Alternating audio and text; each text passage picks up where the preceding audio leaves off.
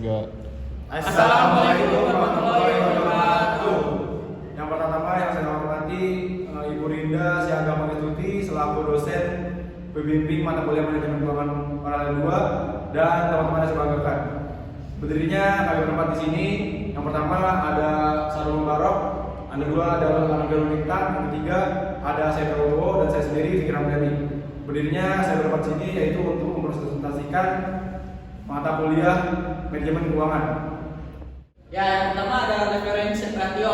Rasio reference merupakan rasio yang digunakan untuk mengukur sejauh mana aktiva perusahaan dibiayai dengan utang. Artinya, besar jumlah utang yang digunakan perusahaan untuk membiayai kegiatan usahanya jika dibandingkan dengan menggunakan modal sendiri.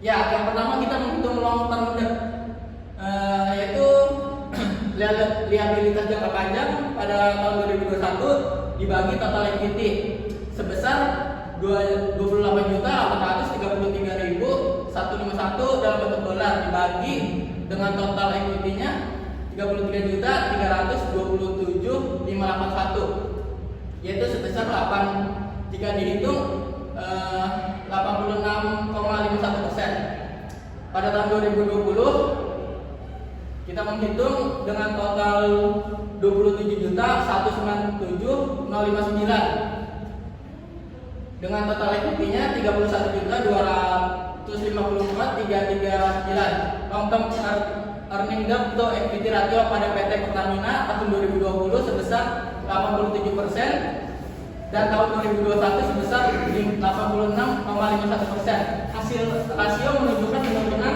menjamin modal sendiri yang dijadikan jaminan utang jangka panjang yang artinya resiko keuangan perusahaan yang semakin tinggi.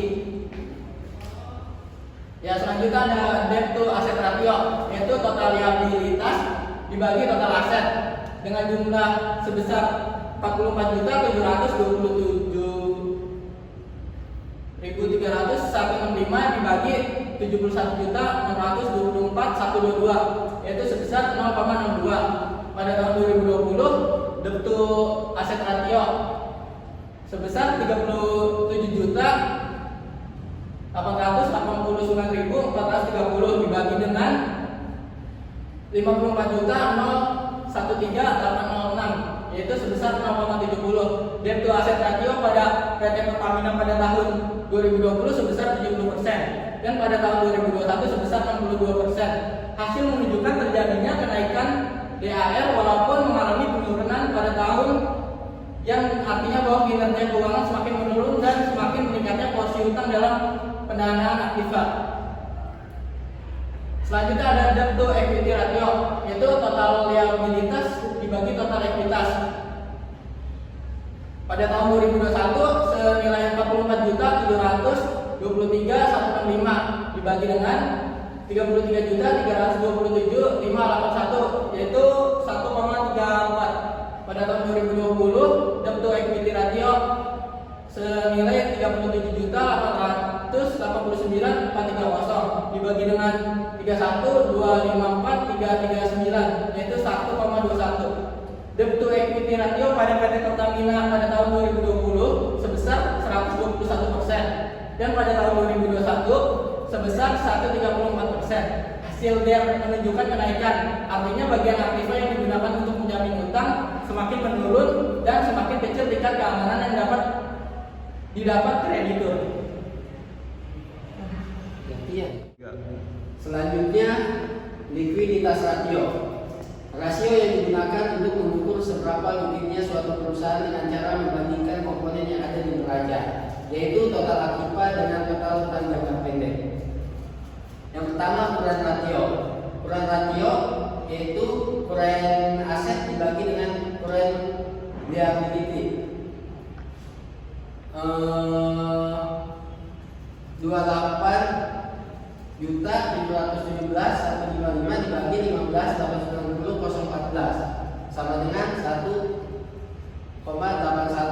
Lalu di 2020 yaitu 23 juta 78.595.000 dibagi 10.692.371.000. yang hasilnya 2,16. Pada 2021 perhitungannya mencapai 181%. Tahun ini menurun dari yang sebelumnya tahun 2020 yang mencapai 216. Penurunan ini disebabkan oleh peningkatan kewajiban lancar perusahaan. Meski mengalami penurunan, perusahaan masih dapat memenuhi kewajiban lancar dengan baik dengan menggunakan aset lancar perusahaan. Selanjutnya, quick ratio. Rumusnya, current asset dikurang persediaan dibagi current liability. Pada 2021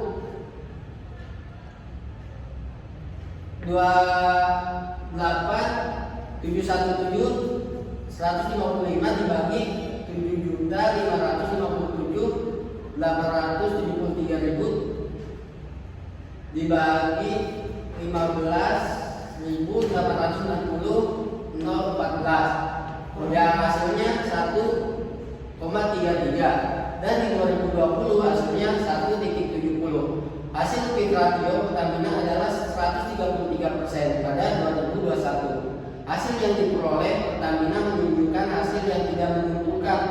Tahun ini menurun dari tahun sebelumnya. Penurunan ini disebabkan oleh peningkatan kewajiban lancar perusahaan. Selanjutnya cash ratio. Rumusnya kas dan setara kas dibagi kewajiban lancar. Pada 2021 hasilnya 0,69, lalu di tahun 2020 hasilnya 0,93. Pada tahun 2021 perhitungannya mencapai 69%. Tahun ini menurun dari tahun sebelumnya. Penurunan ini disebabkan oleh peningkatan kewajiban lancar perusahaan dari yang sebelumnya pada 2020 yang mencapai 93%. Hasil cash ratio pada PT Pertamina adalah tidak baik karena tingkat rasionya terlalu rendah di bawah 100%. Selanjutnya dan yang terakhir cash turnover ratio. Rumusnya penjualan bersih dibagi kas dan setara kas yang hasilnya 5,23 dan di tahun 2020 hasilnya 4,17. Udah.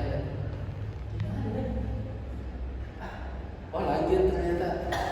Selanjutnya inventory to net working capital pada tahun 2021. Sebelumnya rumusnya adalah persediaan dibagi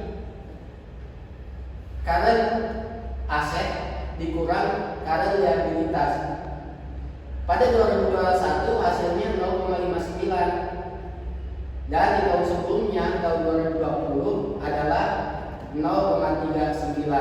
Jadi di tahun 2021 ini naik. Sudah 3. Nah, selanjutnya ini profitability ratio. Rasio atau perbandingan untuk mengetahui kemampuan perusahaan untuk mendapatkan laba atau profit dari pendapatan earning terkait penjualan aset dan likuiditas berdasarkan dasar pengukuran tertentu. Pada rumusnya ini margin laba bersih sama dengan laba bersih dibagi penjualan dikali 100%. Pada tahun 2021 2.354.415 dikali 100% dibagi 57.508.793 dan hasilnya 0,04. Pada tahun 2020 732.919 dibagi 41.469.457 dikali 100% dan hasilnya 4,02. Hasil rasio net profit margin Pertamina adalah 4% pada tahun 2021. Hasil yang diperoleh Pertamina menunjukkan bahwa laba bersih dihasilkan perusahaan hanya sebesar 4% dari perusahaan penjualan bersih. Return on asset. Rumusnya itu laba bersih dibagi total aset dikali 100%. Pada tahun 2021 2.354.815 dibagi 71.624.122 dikali 100% dan hasilnya 0,03. Pada tahun 2020 732.919 dibagi 54.113.806 dikali 100% dan hasilnya 4,01. Pada tahun 2021 itu mendapatkan hasil 30%. Artinya dari penggunaan total aset yang bernilai 71.624.122 dimiliki oleh perusahaan, menghasilkan 3% dari laba bersih. Tahun ini ada peningkatan dari tahun sebelumnya karena ada peningkatan total aset di bagian aset pajak dan laba bersih yang dihasilkan oleh perusahaan juga meningkatkan sebesar 2.354.815 dari 2020 senilai 730.915. Peningkatan laba bersih karena beban biaya yang ditanggung perusahaan lebih kecil dari tahun sebelumnya. Return on equity.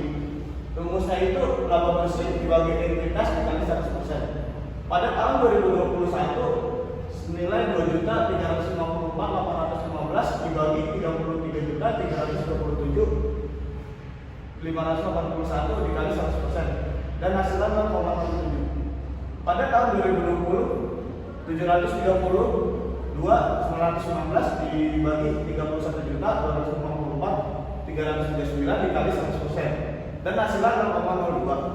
Pada tahun 2021 ia mendapatkan hasil 7% yang berarti bahwa dari total ekuitas senilai 33.327.581 pada tahun 2021 perusahaan meningkat lagi dari tahun sebelumnya. Pada tahun 2020 hanya sebesar 2%. Gross profit margin.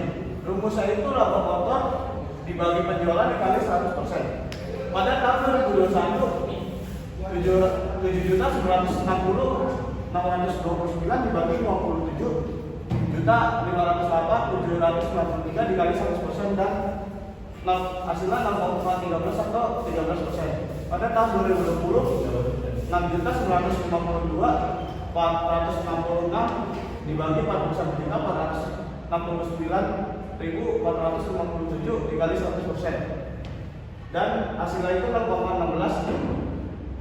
Pada tahun 2021 hasilnya adalah 13%, yang berarti bahwa dari pendapatan dan penjualan senilai 507.508.753 setelah dikurangi biaya operasional perusahaan menghasilkan 13%. Tahun ini biaya operasional perusahaan telah meningkat dari tahun sebelumnya sehingga hasil pada tahun 2021 lebih kecil dari 2020. Operating profit margin. Rumusnya itu pendapatan sebelum pajak dibagi penjualan kali 100%. Pada tahun 2021 3.964.903 dibagi 57.508.793 dikali 100% sama dengan 0,06. Pada tahun 2020 2.257.742 dibagi 41.469.457 dikali 100% dan hasilnya 0,05. Operating profit margin pada PT Pertamina tahun 2020 adalah 5% dan tahun 2021 sebesar 6%. Jika dibandingkan tahun 2020 dan 2021 terjadi kenaikan margin laba operasional yang berarti ada kenaikan margin dalam menghasilkan margin penjualan. Selanjutnya ada activity ratio ya. Rasio yang digunakan untuk mengukur efektivitas perusahaan dalam menggunakan aktiva yang dimilikinya. Atau dapat pula dikatakan rasio ini digunakan untuk mengukur tingkat efisiensi atau efektivitas pemanfaatan sumber daya perusahaan. Activity ratio terdiri dari 4 macam. Yang pertama ada inventory turnover, ya. Dia rumusnya cost goods sold dibagi average inventory. Jadi penjualan dibagi persediaan awal ditambah persediaan akhir dan dibagi 2. Hasilnya di 2021 dia 0,15. Di 2020 hasilnya 0,22. Selanjutnya ada total aset turnover atau perputaran total aset. Dia hasilnya di tahun 2021 1,27 dan 2020 totalnya 1,77. Selanjutnya yang ketiga ada receivable turnover atau perputaran piutang. Rumusnya pendapatan dibagi rata-rata piutang. Di tahun 2021 hasilnya 4,42 dan di 2020 hasilnya 3,189. Yang terakhir ada average collection period atau periode pengumpulan rata-rata. Yang rumusnya itu piutang dagang dikali 365 hari dan dibagi penjualan bersih yang totalnya di tahun 2021 itu 38,4 dan 2020 itu hasilnya 49,2. Selanjutnya ada DuPont analisis, adalah rasio keuangan yang digunakan untuk menganalisis kemampuan perusahaan untuk meningkatkan pengembalian atas ekuitas atau return on equity atau ROE. DuPont sistem analisis yang pertama ada profit margin. Profit margin di tahun 2021 itu hasilnya 0,002 dan di tahun 2020 itu hasilnya sama 0,002. Dan kedua ada total aset turnover yang hasilnya di tahun 2021 hasilnya 0,74 dan di tahun 2020 hasilnya 0,60. Selanjutnya ada ROA atau return on assets ya, yang rumusnya itu profit margin dikali total aset ya, 0,002 dikali 0,74 hasilnya 0,00148 di tahun 2021. Dan di tahun 2020 hasilnya 0,0012. Selanjutnya ada aset dibagi equity ya, atau total aset dibagi total equity yang hasilnya di tahun 2021 itu 2,342 dan di tahun 2020 itu hasilnya 2,212. Yang terakhir itu rumus dari ROE atau return on assets ya, dikali rumus dari return on equity ya, rumusnya itu return on asset dikali equity ratio ya, dan yang hasilnya di tahun 2021 itu 0,0347 dan di 2020 hasilnya 0,00225. Mungkin itu saja penjelasan dari kami. Mungkin kalau ada salah kata mohon dimaafkan sebesar-besarnya. Akhirul kalam,